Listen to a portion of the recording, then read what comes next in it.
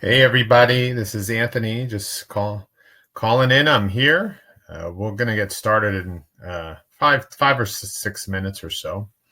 Just wanted to see if those that are here, if you can hear me okay. Hey everybody, this is Anthony. Just calling in.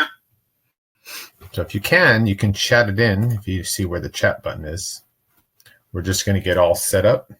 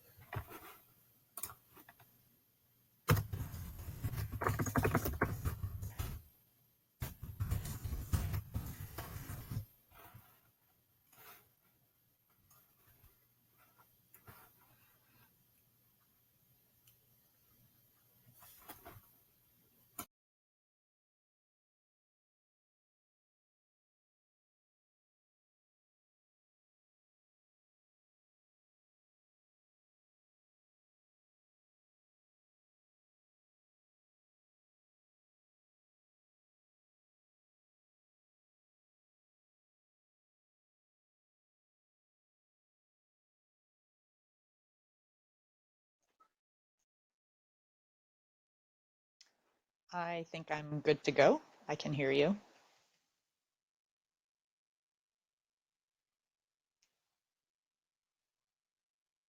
Wait, now I can't hear you. Hold on.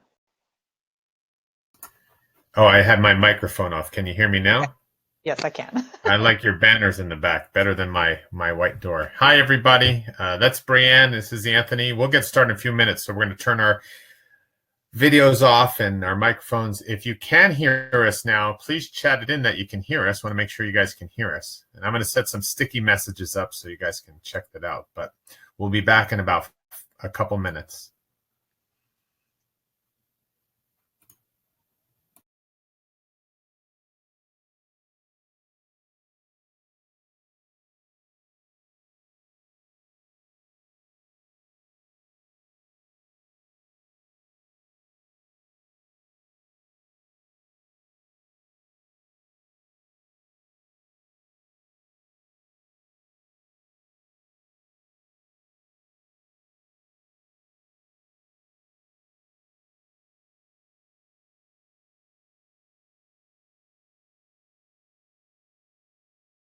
Great. Thanks, Jennifer.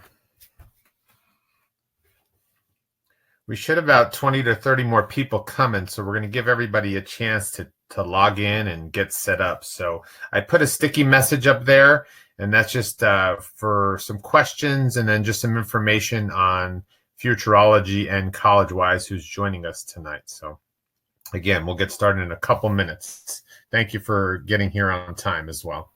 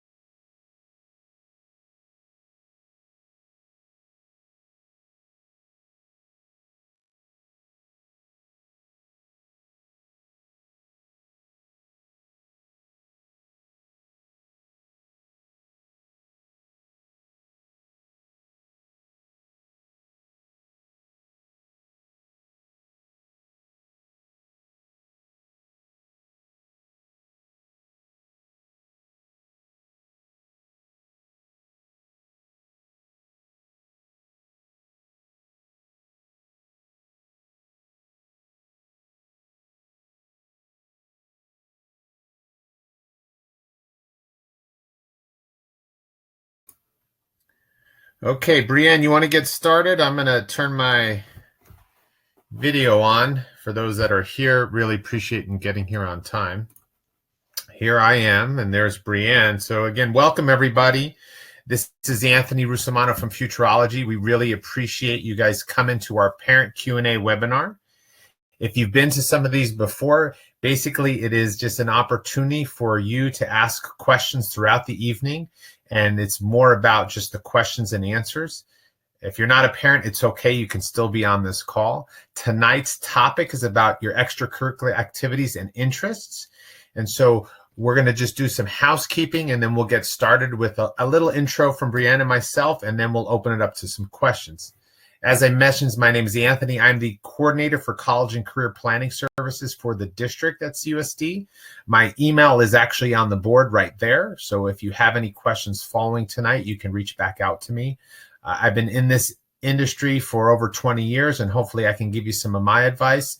And we brought a really great expert on tonight, and that's Brianne Boyle from CollegeWise. There she is. You can actually see her face right down below in a little box, and actually on the slide right there. But she's with CollegeWise, which is a company that helps students prep their applications and provide college counseling. You can see a lot of her background right there, and especially her Warcraft gamer mentality there. You'll see it come out tonight. And she's been doing this a really long time, and she's really a great expert, a friend of ours at Futureology. So we've invited her here tonight to share that with you. Her email is on the board right there.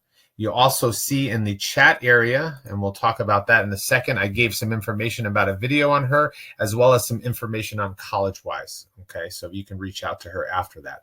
But again, tonight is about you guys and asking questions for you, and really kind of opening it up the spectrum of extracurricular activities and interests. We got a lot of pre-submitted questions tonight, so we're going to hit those.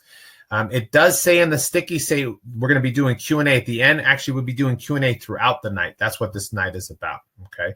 So that's, again, parent Q&A. We will be recording this, so if you have something and you forgot it, you can actually watch it back, okay? It will be on our website, which is CUSD-Futureology, okay?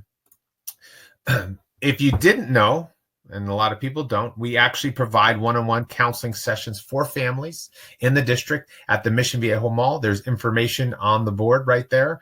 So if you wanted to have some questions, follow up with us.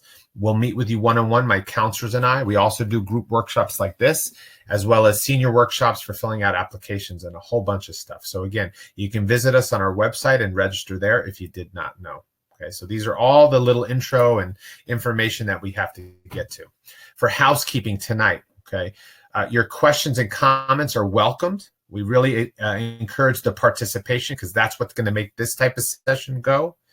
In the chat area, so if you look over to the side, you can actually make a chat or a comment, but also within the chat, you can mark a question. So you can send it as a question, and that'll help us know that we have a question on the chat, and we can answer it either as we come to it, or maybe a little bit later if we're going to cover that later. So make sure you're marking your chats for questions. We would really appreciate that.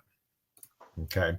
We're also going to do some polls throughout the night, and I'm going to throw the first one up there, and we're just going to ask you some questions maybe, and if you can answer that, will just help us give an idea of what the room is about, or what kind of the pulse of our audience tonight. So the first one I'm going to throw up, so it's going to be a poll for you. Okay. And it's just basically, what's your grade level? We just want to try to get who's out there tonight. Do we have freshmen? Do we have sophomores? We have juniors, seniors, or even younger students, of which we welcome them as well. So please answer that out. Okay, so far, 9th graders, fantastic. 11th graders catching up. We'll give you a few minutes.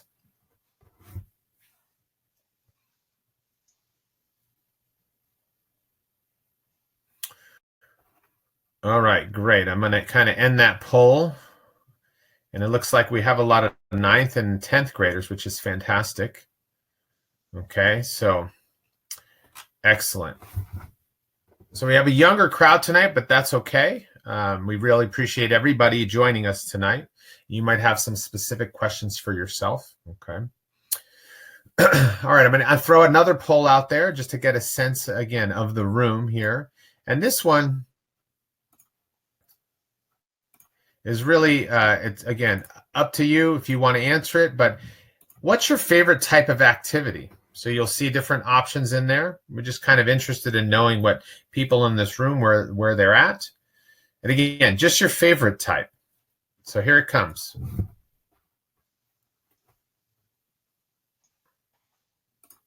I'm going to reset it for everybody here. Here we go. And then I'm going to display the results. All right, everybody, what is your favorite type of activity? So, Brianne, we had mainly 9th and 10th graders come in tonight, and actually some even 6th through 8th. So we really have a wide range of audience. Yeah. Oh, there we go. I'm publishing this one now. So this one's what your favorite type of activity. And it's anonymous, guys. You don't have to worry about, oh, my God, I can't believe somebody saw that I like drama. It's okay. Nobody's going to know. So a lot of sports and music tonight. That's it. Okay.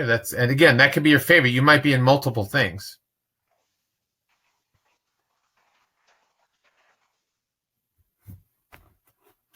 All right. I'm going to end that poll. So again, it's again, that's your favorite, but it could be all over the place. All right. All right. With that said, we're going to move on a little bit. It just kind of gives us a sense of that. We're going to do about 5 minutes, just kind of give you an introduction to extracurricular activities, interests, and kind of touch on a few topics to maybe get you thinking about stuff. And again, then we'll open up to some Q&A. Remember to use that chat area if you have some comments and different things like that. All right, so the first one is just kind of, again, these are just little tips. And when I talk to students about it, before I said, there's really no magic checklist of activities that you need to take that's going to help you get into college. There's not some set formula. And a lot of people think there might be, oh, I have to play a sport or I have to do this. There is no formula for that, okay? It's really what matters is what you do within those activities that is most important, okay? So we really want to make sure you understand that. And colleges really want to see that you're doing something outside of your academics. And again, it's really going to be up to you. And so that first tip that I have in there is just you should be doing things and start with what you already know and like. And if you start with that, you're on a good path already, okay? And hopefully that leads you down the path of passion, what you're really passionate about. And when we just did that poll, a lot of people put sports and music. Great. If that's your passion, then follow that. That's a really great thing. The second one is about, do you have depth in your activities, okay? And this is really important. You know, where the concept of less is more. And for a lot of people, they go, well, no, it's more is more. And the idea is to really just dig deeper in the activities that you're doing, because it's not about how many you have, but the commitment within that, okay? So really think about that, because you'll be a better contributor if you are more committed and devoted to that. Just the same as if you do something for 4 years, that's going to carry a lot of weight, that as opposed to if you did it for 1. And speaking of that, the idea of specialists versus fillers. When I was in high school, I was a list filler, meaning I joined a lot of things.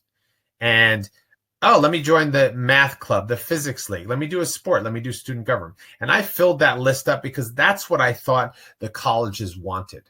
And, you know, we're told, or at least felt like when I was back in school, which might have been a long time ago, I was told to be well-rounded. And really, the colleges are actually looking for a well-rounded student body. And what that means is they have students that fill a certain need, and they're really more specialists in certain areas. Okay, and I'll let you think about that, and we can talk about it more tonight. So understand it's about really being interested in something or maybe good in something, which leads me to the last point, is being an impact player. That's really making an impact and a contribution, not just to yourself, but you're talking about to your school, potentially to your community, to your city. And that's really where you can actually make an impact within applications and admissions and being an impact player. And we'll touch on that a little bit more throughout the night. But I just kind of wanted to kind of set the tone with that. I'm going to turn it over to Brianne for the last few.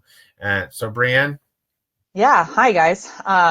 So when we talk about balance, I think it goes both ways. You want to have a balance in academics and activities. So it's great to have really great grades, but if you don't also have things you're doing outside of academics, then you have a little bit of a kind of a missing part, but also a balance in activities so that you're not so overwhelmed in them that you can't manage both of those things. That whole question of, does it look good? I get that all the time from families that I work with. Does this look good to colleges? The answer is that everything really looks good as long as it's something that you're excited about and you follow the things that Anthony just mentioned. So if you're being a specialist in something, if you're impactful in that activity, if it's a passion of yours, then it's going to look good. But be less worried about it actually looking good on your resume than hitting those other points. And so it kind of all leads down to that enjoyment versus success factor. I think that they kind of feed into each other. You will be successful in something if it's something that you really enjoy, but make sure that you're picking an activity that you do actually like. If it's something that, your mom said, hey, go do a couple of hours of community service over here because you need to do some community service, and you do a couple of hours but never do it again because you didn't enjoy it, then that doesn't impact, it doesn't show you as a specialist, it doesn't do all those things that Anthony just talked about. So pick stuff that you really enjoy, and you will be successful in it, but it's going to look better than doing, something that you feel like is just a specific leadership role or something that is going to look good on there. Great. Thanks, Brianne. And here's a few more did you knows, and we'll just kind of touch on them real quickly and then we'll move on. And part of it, and what we try to do at Futureology too, when we meet with our younger students and as we move towards applications, is trying to sort all of it out before you start filling out your applications. We had it a lot this fall with a lot of seniors coming in, and they didn't really plan it out or write it down and start listing things before. If we can figure out what you're going to list, how you're going to word things for your applications, and then we just drop it into your application, it's going to be a lot easier to do that. So for my juniors here, especially when we hit senior year, if you can do that now, it's going to help us a lot. And when we meet with you, we can really focus on the more important stuff than just trying to lay out your activity list. And when we talk about it too, thinking about what's most important to you is really helpful, not even just for writing your activities down, but as we talk about, and I know Brianne does this a lot, she helps a lot of students with writing their essays. Knowing what's most important to you and most impactful is going to help you when we work on essays as well. So I always also tell students, resist the list or to list, because we want to list so many things, and it's really not a contest. And I used to think it was, and thinking I was winning, and I wasn't. And so it's really important because the colleges are going to really look at a few different things. And we talked about impact, the level of your role, and also what the commitment was. And when we talk about commitment, we're talking about how many years are you doing it, how many hours per week, how many weeks per year. And that shows the commitment and the experience and the level of maturity and all that stuff. So again, that's just a quick did you know. So with that said, again, some of you, and I thank you for pre-submitting some questions. We have a long list already, and we're going to hit those and we're going to knock those out, and you can keep them coming in. We already got a couple questions in here.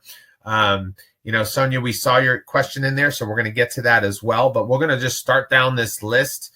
And Brianne, you and I we'll take them as they come and come in, and hopefully, guys, we'll get to all our questions tonight.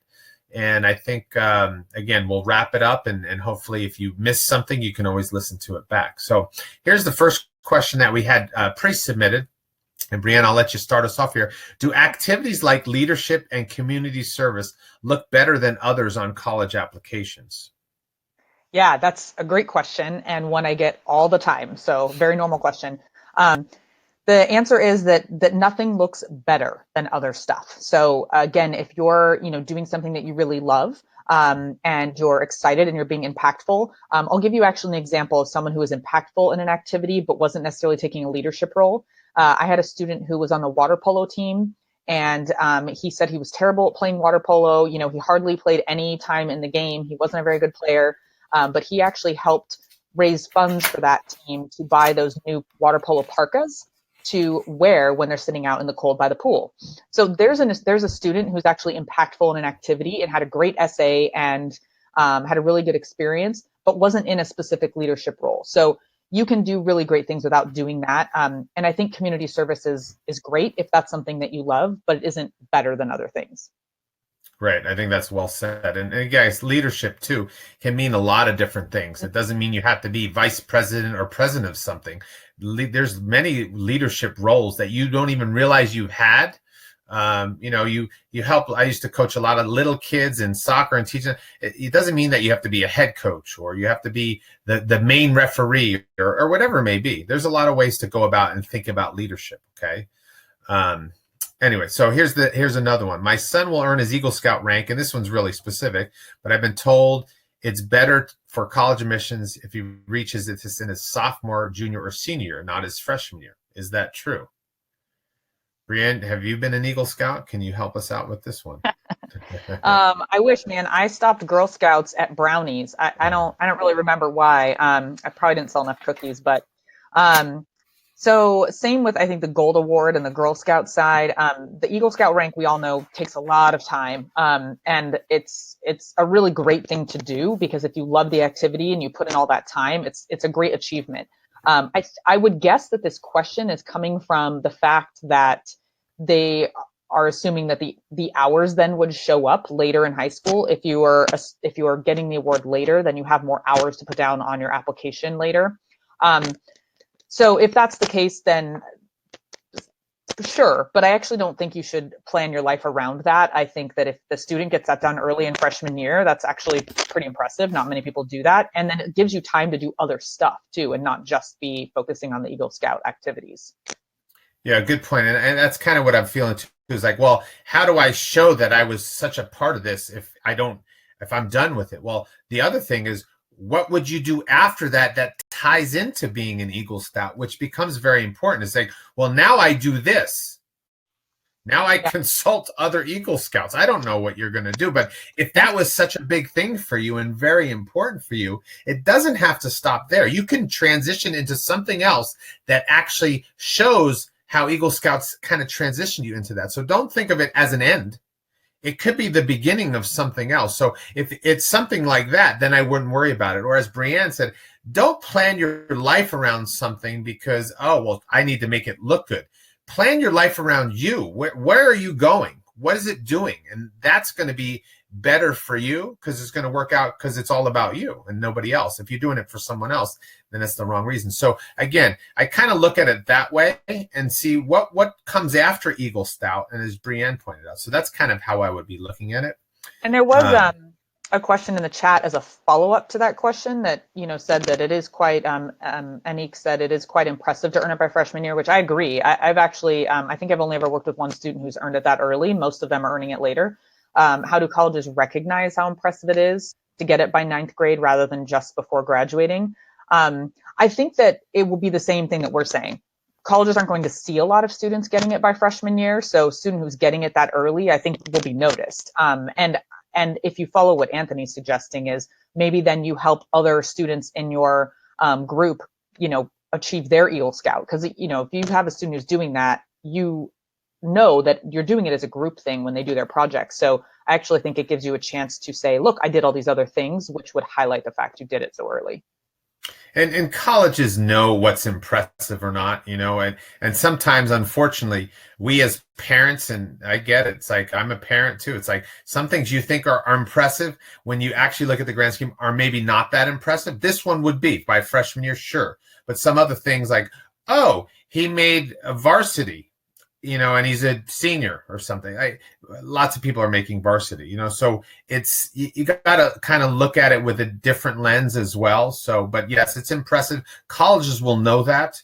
And so they've seen a lot of it. And again, they're going to see these rankings of different things. And just the same as somebody who was MVP of their high school team.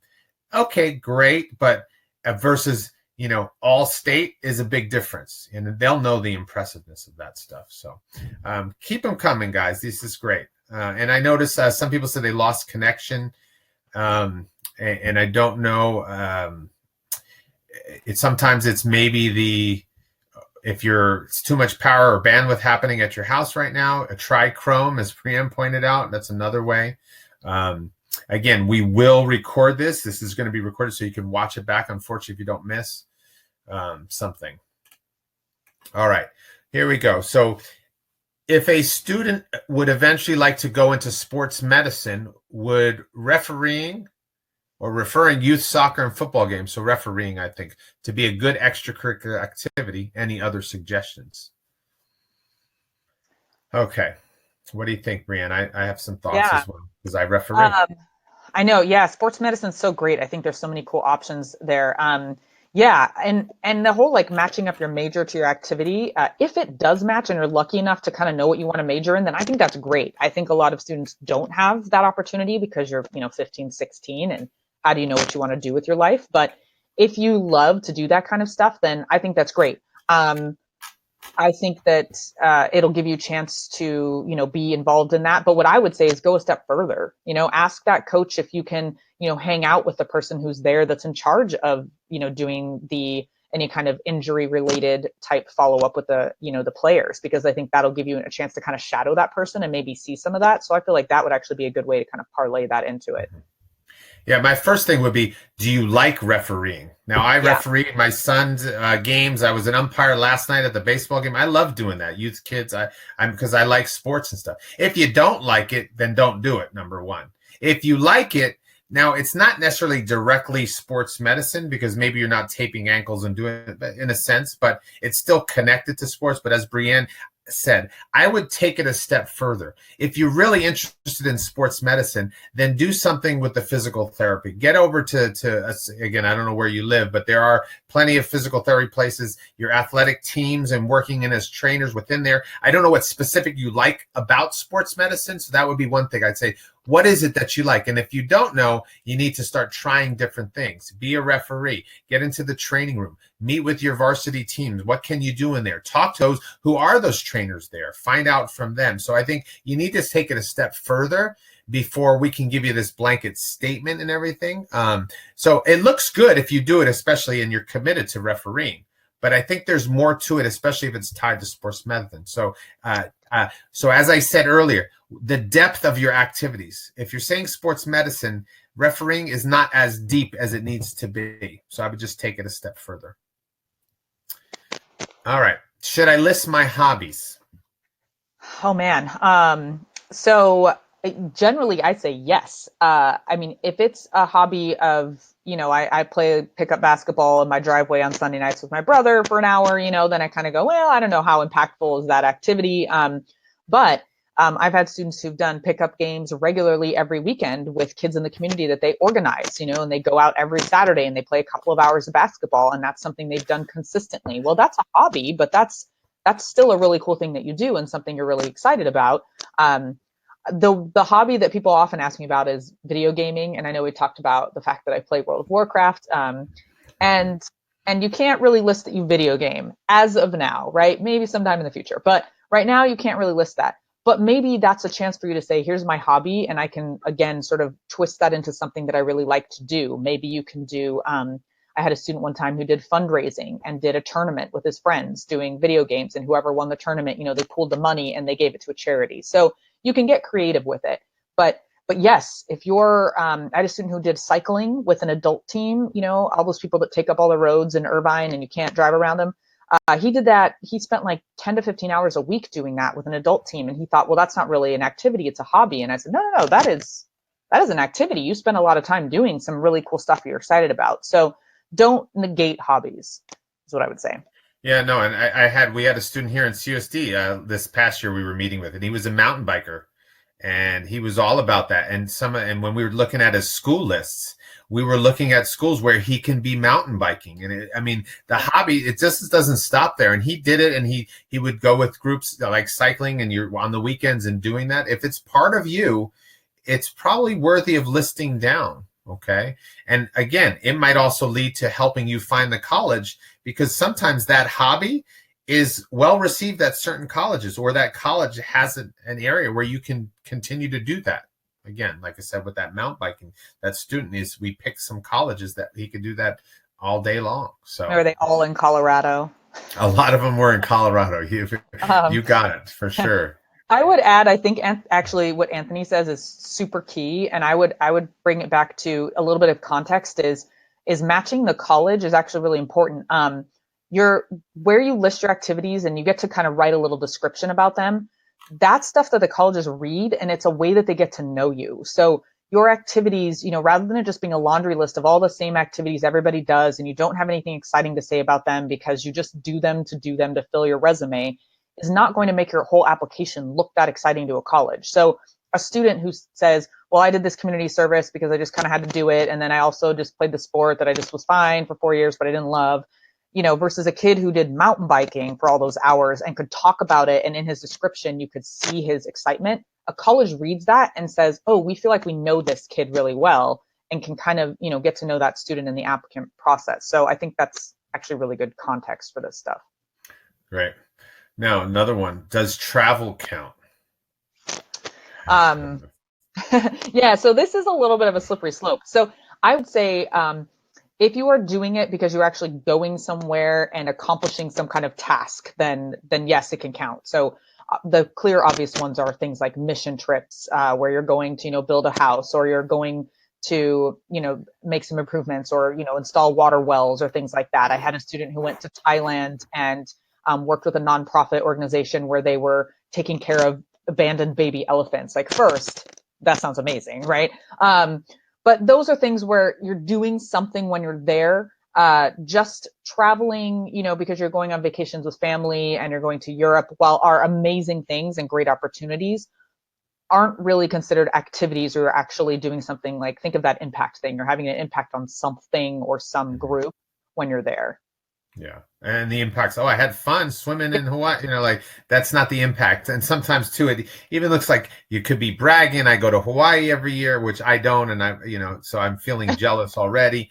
But again, you have to, it is that slippery. So you have to be really careful about talking about it. At the same time too, this is all tied to college applications and even essays. The people that write their essays about, I went on the African safari and I learned so much. And you went one time and it didn't really, again, the same with activities. You weren't really committed to that. And you're saying it because you think it sounds great. It really doesn't. And it doesn't look great. So you got to be They can very tell. careful. Yeah, like people who are reading your applications, like, they can tell that stuff. When you're just writing something because you think it sounds good, that stuff comes out loud and clear. Because even as much as I coach my students, sometimes they still slip into that same trope of, well, this sounds good and I'm going to write it, and it's the first thing that goes, no, no, no, no, no. This is going to sound like everybody else. So yeah. Great. All right, next question. And Sonia, I'm gonna tie your question in here too, because you talk about being a lifeguard in the summer. And you were asking about outside school activities and wondered if they count. And hopefully what you've heard from Brianne and I already is yes, they do count. And I think Brianne already answered that in a sense, that they definitely count. And what we're talking about, volunteering doesn't necessarily look better than something else, but the fact that you do it, and hopefully you really enjoy, like working at Mission Hospital. My son was born there, so maybe no, if you know him. But it's really important to how you spend your summers. Yes, should I list how? Sure, it depends on what you're doing. Again, did you go on a vacation? Well, then I wouldn't list it. Are you working as a lifeguard and you have worked there every summer for the last 4 years and you saved somebody's life? Or I mean, there's so much things that could be impactful there, and I don't know what it is, but they definitely count. It's also how you list them and how you write them that are important, and what they mean to you, if you should list them or not. If they meant nothing to you, then I don't know why you're listing them. So, but these two that you have, Sonia, they sound really good. Mission Hospital and Lifeguard sound great. I'd love to know more. Hopefully we'll see you coming in to see us, and we'll find out more about how impactful they were for you. Yeah, I would agree. There are actually some schools who will specifically ask you, how did you spend your last summer? The one that comes to mind is Stanford, but there's some others that will ask that specifically. So yeah, absolutely. And activities that you do in high school start as early as summer after 8th grade. Basically, once you finish a grade, it's considered the next grade. So, even things you're doing before high school count as activities. Great. And guys, I'm going to, throughout the night, I'm going to share some different files with you. I have a great one talking about summer. This is actually from Brianne. It's about summer planning. And so this little diagram, and it kind of takes you whereabouts. So I'm going to hand it out to you. All you have to do is download it and save it to your desktop. And it's going to be a great little, if you're wondering, what should I do in the summer? It's kind of walk you through that decision matrix. So please download it, put it on your desktop. And you can thank Brianne for that. Okay. All right. So as you download that, we'll move on to another question. What are some easy ways to stand out more? Really general question. I don't know what you're doing to stand out now, but if you were to stand out more, you have a few things in mind, Brianne, to stand out even more? Yeah, I think this is just really goes back to a lot of the stuff you talked about in the beginning, sort of our tips and expert tips and tricks, which is the way you stand out is just doing something, different from other people, but it's something that you actually like, because it's going to be obvious in your description that that you actually like that thing and that you're good at it and it'll be more interesting. So the way to stand out would be, don't necessarily go, join the same 4 clubs that everybody joins just because they join it. If you're passionate about it, join it for sure. But don't, just do your National Honor Society because you think you have to. Maybe instead of the time you spend doing National Honor Society, you decide, what I really love? I love hiking. And I'm going to go clean the trails with the, OC Parks system or something. I mean, that's kind of random, but it's something that's different from other people. So when I say like do something different to stand out, it doesn't have to be crazy stuff. Like you don't have to spend a lot of money or go to Thailand and help baby elephants. I use that example because that's like super crazy, but you can just do something that's something you really love to do. You like riding horses? Go teach horseback riding lessons at a local, barn that needs people to do that. I mean, that doesn't take a lot of effort, but that'll be kind of different from someone else. So I think it's, thinking of other things. Yeah, and that it's kind of taking that a step further too. It's for me sometimes it's something you might not consider doing, where it's outside of your box for a little bit, but you like it or you're always intrigued with it. But you're like, a lot of people don't do that. That's how you differentiate yourself when not a lot of people are doing that. I heard this from one of our kids last year.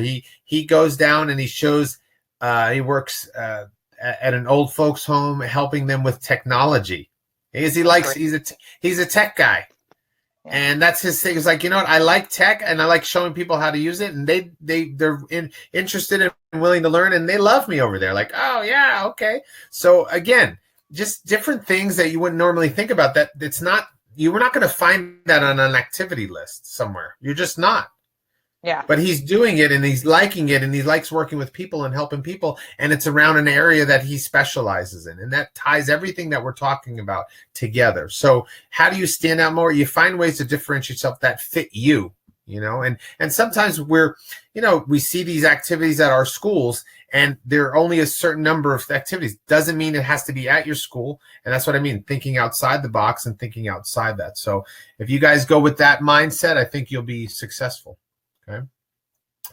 All right. Do you have any tips for writing your list in the applications? Yeah, well, actually, my main tip is to pay attention to how the application asks you, because a lot of time people will fill out the activities and not pay attention to the directions. And places like the Common Application, where a lot of colleges have their application, it will ask you to fill them out in order of importance to you. Well, make sure you do that. Fill them out in order of importance to you. Conversely, when you look at the UC application, they'll actually have sections where it's extracurricular, community service, school specific. So they break them up. And I can't tell you how many applications I go into and I'm reviewing with my students and I point out like, listen, you didn't put them in the right areas, or you didn't, is this the right order for you? They're these the things that are most important to you. So that's one thing I'd say. And then I would also just pay attention to your descriptions. Everybody wants to describe their soccer team as, well, we have practices during the week and a game on Saturdays and tournaments every month, but everybody's going to write it that way. So instead, maybe say, I was the most uncoordinated kid growing up, but somehow when I got on the soccer field, I became the next and whatever famous soccer player there is. I don't follow sports, so I don't have a person to insert in there, but Messi, something like that. That's just a little bit more Ronaldo. interest. There you go, Ronaldo. But now I'm the next Ronaldo. I mean, that just makes your activity description interesting. So when they're reviewing your application, they read that and go, "Oh, that's kind of cool. This kid has some personality." Mm-hmm. Yeah, I mean, so writing tips. And I see this even, I just helped a friend with their resume, an adult who were trying to get a new job too. And I say this to them all the time too. You got to quantify and measurable impact, things like that, where sometimes we say things and we just don't know how the gravity of it all. And sometimes you have to find a way to measure that impact. Can you do that in what you're describing? That's always helpful to do it. Also, a lot of my students, they write these long sentences that really aren't saying enough. Sometimes you got to shorten them up. You don't have to write a full sentence. You can kind of minimize some of the words on there so you can get more information in there to show the impact you've made on it. Oh, well, it didn't give me enough space and this is all I could write. And it just sounds like everything else. So that would be another tip for me as you write those. Okay, great questions. We're going to keep going down the list. Graham, we still got a bunch more, but we're hitting a lot, so I'm really feeling good about this. Another one. should I fill in all the activity spots on the application? Oh, yes. So I actually, that video and that sticky message where I talk about activity tips, I actually hit this specifically, but the answer is if you have enough impactful activities that you love that do fill those spots, then sure. But if you do not, then be okay with leaving blanks. It's better to leave blanks than to just try to put something in there that was an hour here or an hour there, because it just looks like you're doing what you're doing exactly, which is just filling spaces. So I would say err on the side of just putting your important ones in rather than filling it. Great. And guys, I just shared another file with you. It's a UC activities worksheet. Brianne just mentioned how the UC schools break it down in different parts from extracurricular to awards. So take a look. Feel free to use that as you're kind of working that out. That'll help you when you fill out a UC application. The Common App is a little different, but this will kind of give you something to work from. Okay. So feel free to put that on your desktop. I skipped a question here. What if there isn't much to say or it was a one-time event? It kind of leads into the one we sort of talked about a little bit, right? You know, if it's a one-time event, I don't think you should necessarily put it in. If you did that blood drive for 1 hour on a Saturday in freshman year, I mean, I feel like it'd be better to just leave it off your application rather than try to cram it in there, because you're not going to have very much to say about it. It's not going to be necessarily that impactful to you. That said, if it was a one-time event that you only did one time, but it was really impactful and you feel like you can say something interesting about it, then I think that's okay to put in there. But I wouldn't just put it in just because you're trying to fill those spots. Yeah, exactly. Great. I'm not an outgoing person, so how can I be a leader without a leadership position? We kind of touched on this earlier, but guys, first of all, it's okay if you're not outgoing. You know, people have different qualities. Some people are introverted, some people are extroverted, but that doesn't mean you can't make an impact.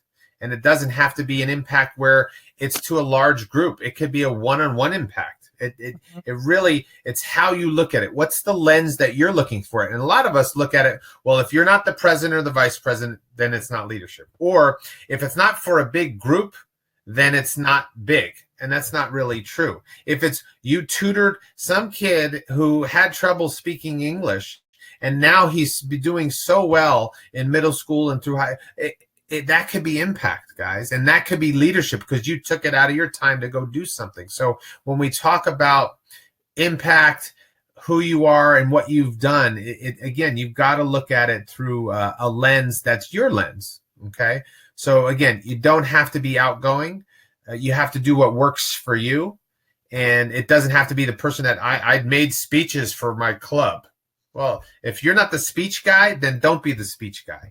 Maybe you're the guy behind the books that helped the group raise the most money, and you made an impact by donating more to charity than any year that you've ever done.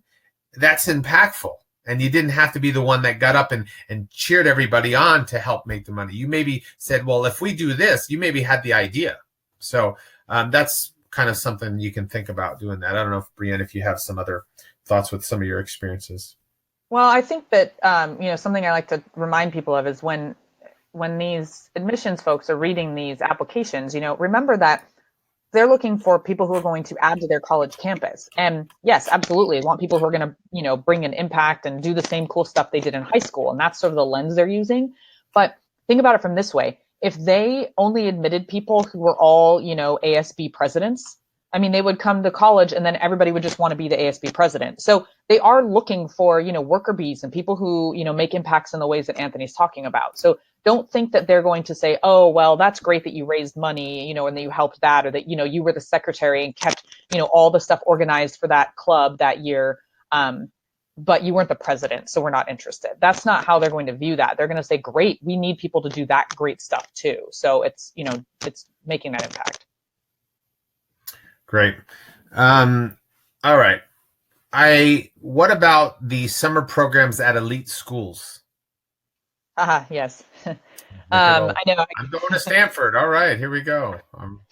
Well, the one thing that you guys do need to know is that those programs, I have students who do them every year, and they do offer some really cool things. So those are the programs where, you go to Stanford for a week or two, and maybe you're taking like a class, or you're doing, some cool robotic stuff. and it's on campus there. And you might even get college credit or credits for them. The few things that are important to know is, one, the college credits they might give you might not actually transfer to anybody else except that university that you're at.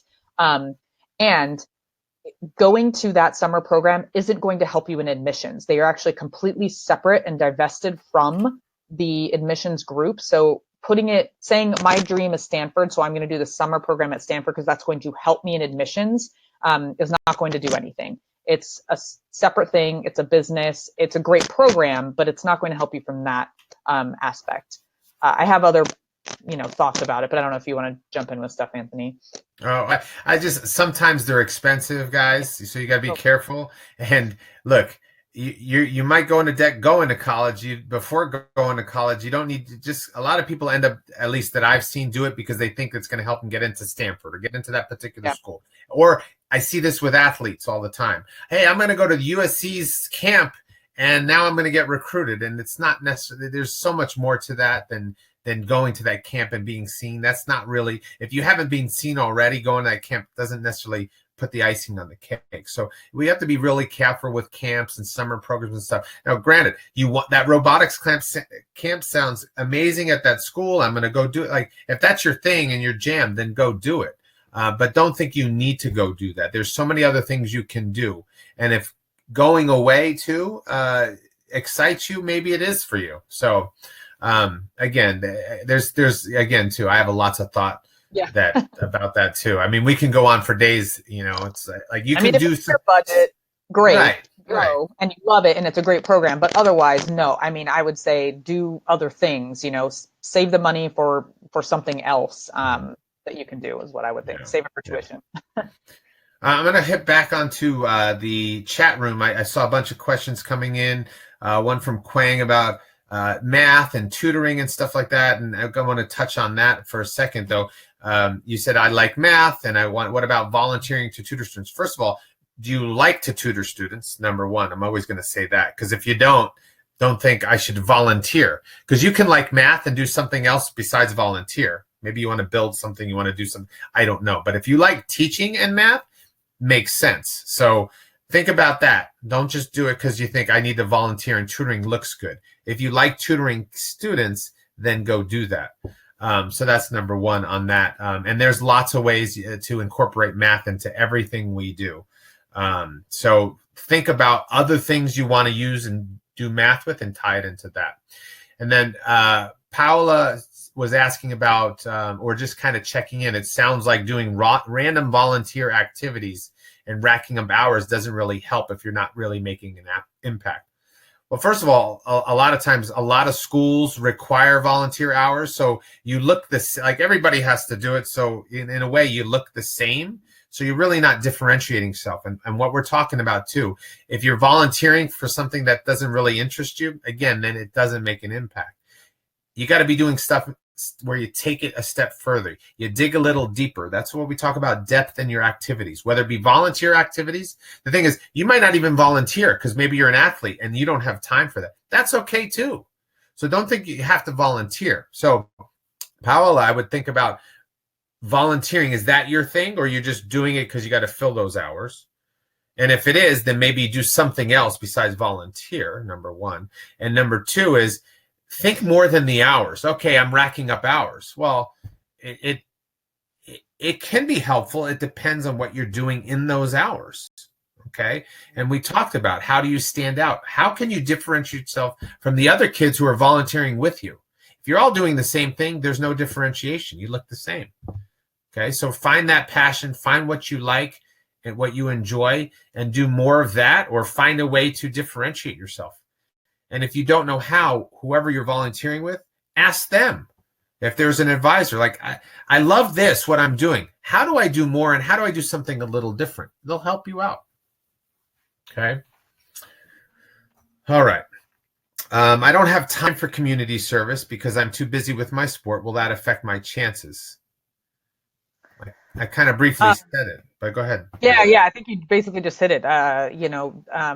No, it's not going to affect your chances, because that's something that, you might not be able to do. And I have some students that do, varsity sport and then 2 club sports, and they don't have time for community service. And I feel like the question I'm about to say is sort of the same thing. People will ask me, how many hours of community service do I need to do for it to look good?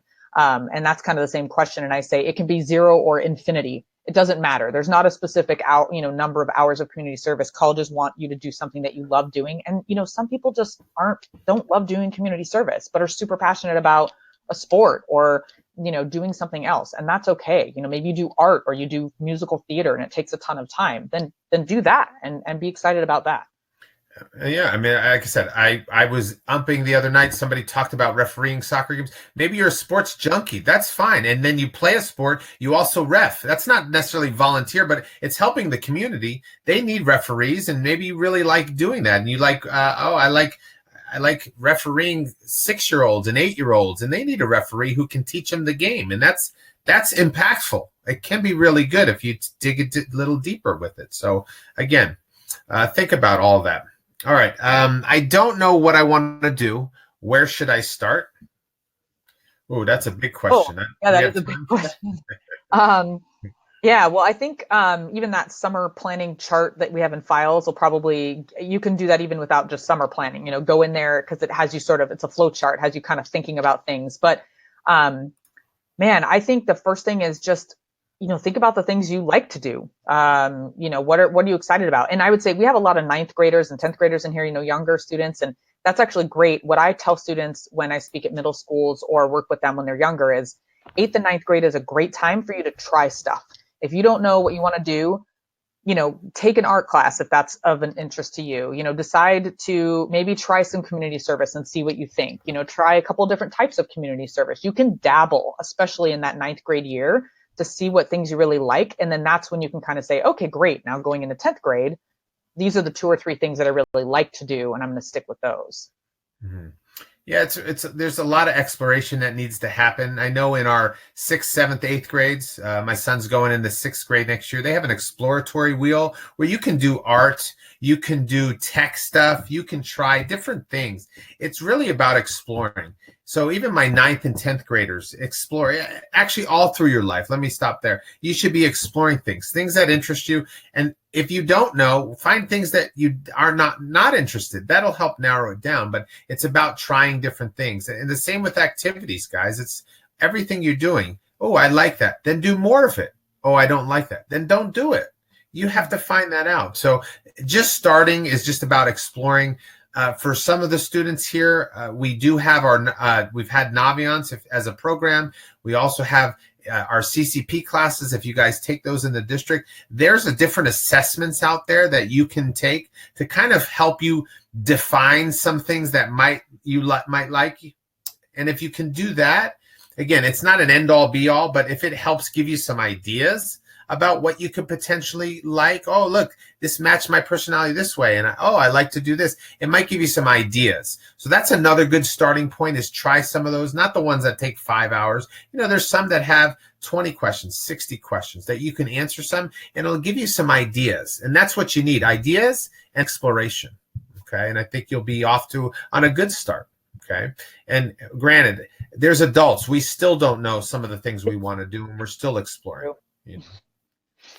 I mean, Brian, you still in mock trial? You're still exploring that, or are you done with mock trial? No, I did mock trial in high school and college. And that, guys, was an activity that I did because a teacher told me my freshman year, well, you seem to like to argue. You should be on my mock trial team. And I said, well, I don't know what that is, but sure.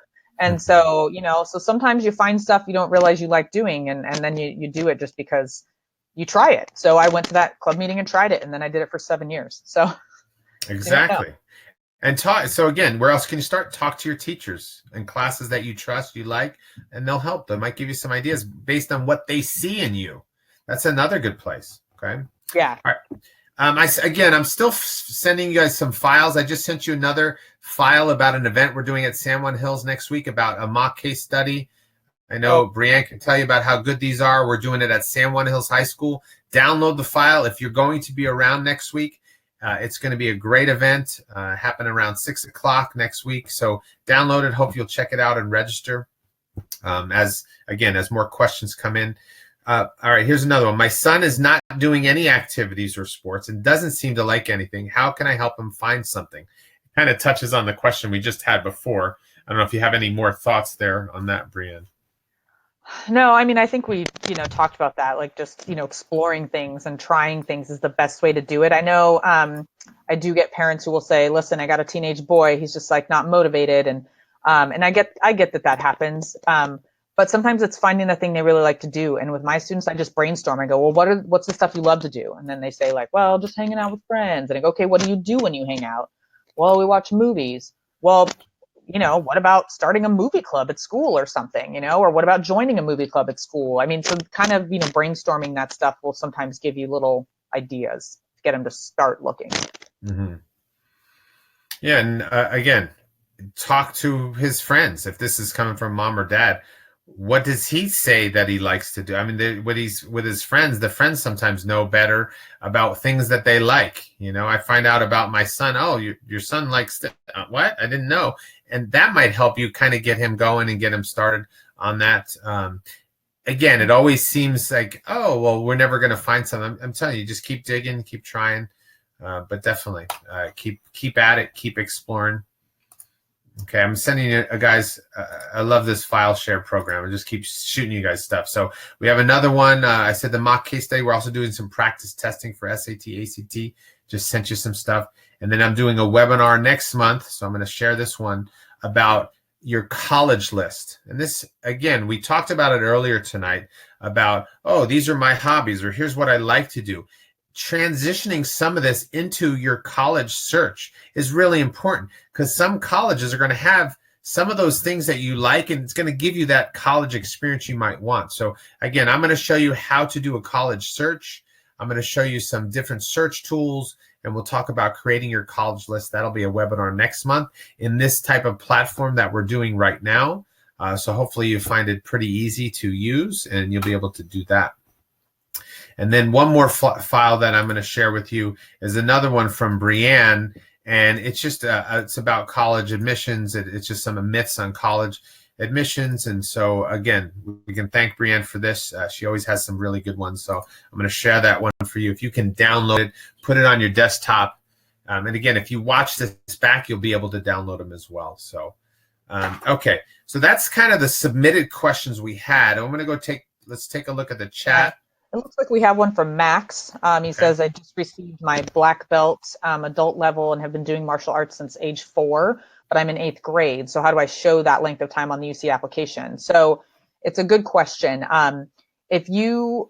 What I would say for that is, if you are continuing to do anything related to martial arts in high school, and if this is something you're really excited about and getting your black belt that early, I would guess that maybe that is something you'll continue. Then as long as you're doing it in high school, you can put it in on your UC application or any application that you've done it. And then the only way for them to know that you've been doing it for that long is to put that in the description. So you can say, received my black belt, in 8th grade, or have been doing martial arts for, a total of 12 years or whatever it is. You can put something like that in the description.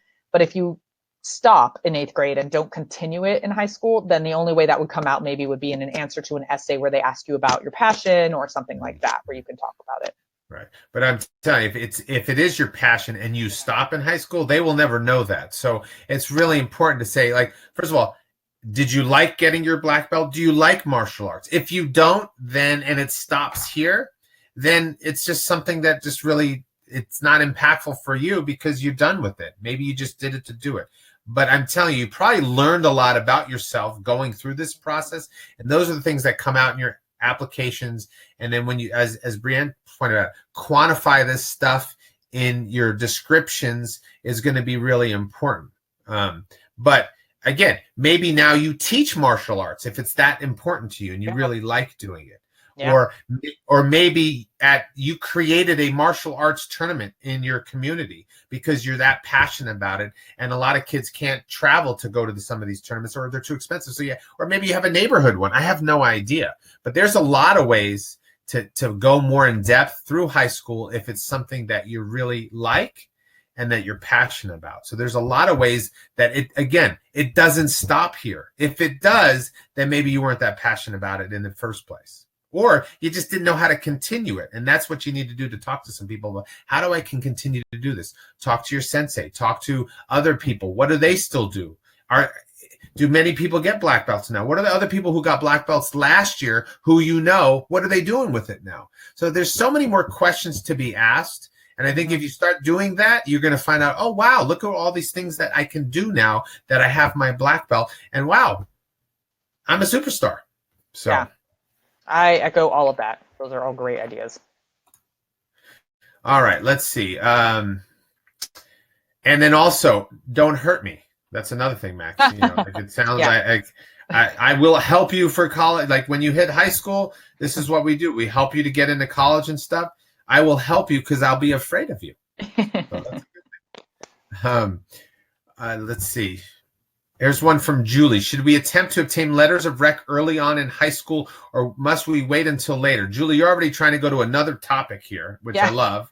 So we'll hit those on a lot of different things. My son's in 10th grade, has some super teachers worried they could leave before he applies to college. Well, I'll answer it really quickly.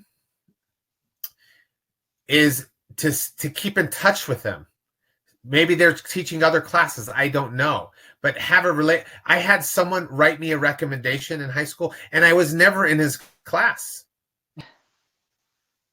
But I talked to him every day. He taught a class that I never took. I mean, there's a way to have relationships with teachers by, whether they're not in your class or you're a coach or whatever, but you can keep that going. So talk to them. Have your son talk to them, or actually, Julie, talk to them about it and just say, hey, would you ever write me a letter of recommendation? Start early now and throw that out there, plant the seed. But yes, typically a lot of students, seniors, they wait till senior year and they're waiting till October, and it's late. It's just, you don't want to do it now. So I'm glad you're thinking about it well ahead.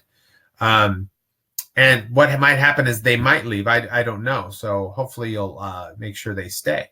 So Max, be very afraid. Okay, I am. I love it. I love it. I will be looking at. It's not not Steven Seagal's kid, right? Max Seagal. Oh yeah, good. Well, call. Actually, he's like, who's Steven Seagal? You know her. Yeah. Right. True. It's aged us. Okay, guys. I don't know if I see any more questions. We're hitting almost an hour now, so we're right on track. We're going to throw it out there again. We're glad you're finding it helpful. Your questions are really making all the difference. That's what makes these sessions work. So please shoot them out. Give us a few more questions and before we wrap it up. While you guys are thinking of some more questions, I have a couple more slides. I'm not going to show you these, but I will show you, for example, this is the worksheet that we had. This is the one I sent you about the UC Activity Worksheet. So it just kind of has the different categories here. And then this is just another sample way. It's hard to see it on this board the way you download the PowerPoint, but different activities and how you write them up, and just kind of, this is how, again, you can do it any way you want. With our students here at CUSD, and I'm sure Brianne with her students, they have a way that they work with the students and to write them up and how they list them and stuff like that.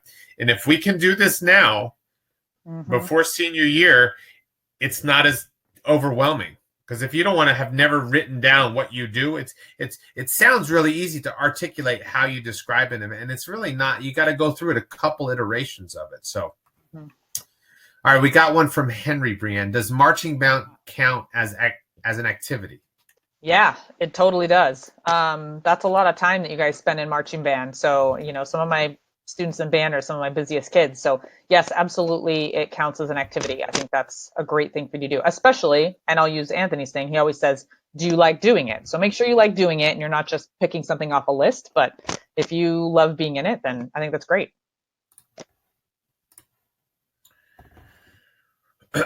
Okay, can I post the completed sample activity record as a PDF to see better? Sure, I can do that for you. Actually, I'll try to send it to you.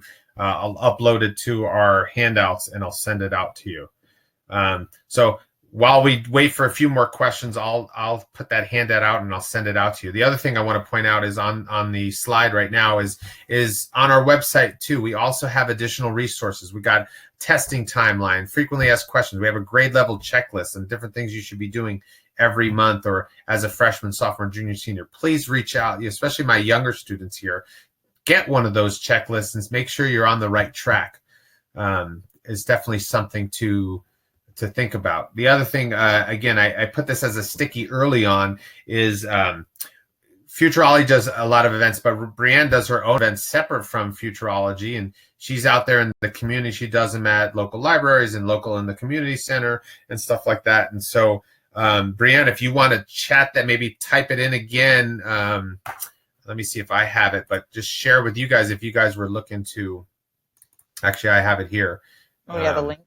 Yeah, I'll put it in again, but she also does some stuff. Yeah, that link that Anthony's going to post in there is, if you guys click on that and fill it out, it's that hello.collegewise.com link. If you fill that out, you can check off the box saying, tell me about future seminars, and we'll make sure we email you when I'm doing those. I do those in the community, free seminars that we offer about all kinds of topics, essays, financial aid, college lists. And then you can also ask us to sign you up for the newsletter. And if you are interested in learning more about CollegeWise, you can check that box as well. But that'll help us make sure you know what we're doing. And then on the board as well, guys, is another thing about the upcoming events. I already sent you those, but it's just kind of reminding you about the events that we have coming up, the practice test, the mock study. So again, more questions coming out in the next minute or two. I'm going to be able to upload that handout. So while I do, think of the last couple questions while you have Brianne and you have myself. Otherwise, we're going to wrap it up and call it a night. So post them now. Exactly.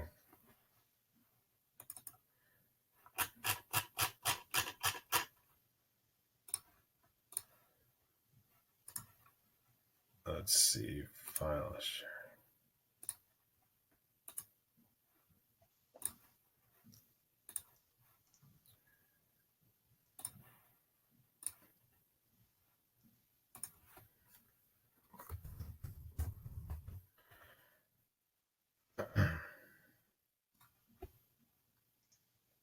Okay, I'm sharing that file with you guys. You can download it. It's just a document that has some samples written up and a couple pointers that we talked about tonight on it as well.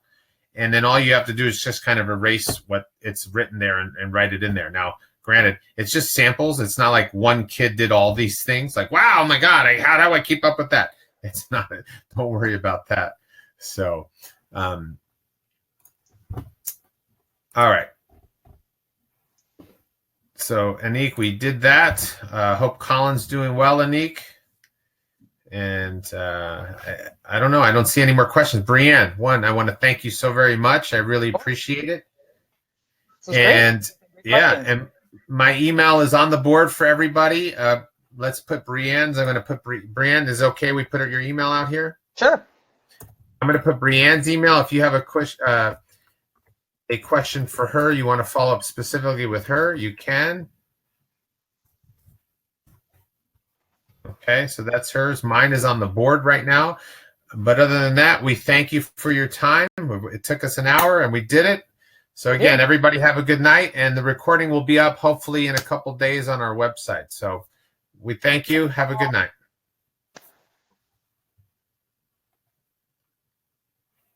You're welcome. You're welcome.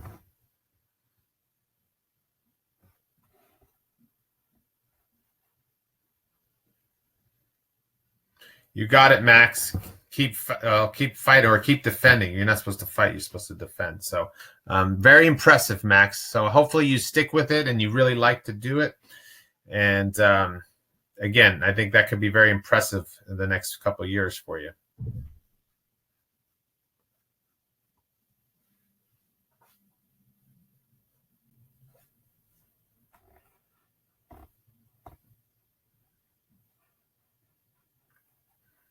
Thanks, Jennifer. Thanks, Henry. Huang as well.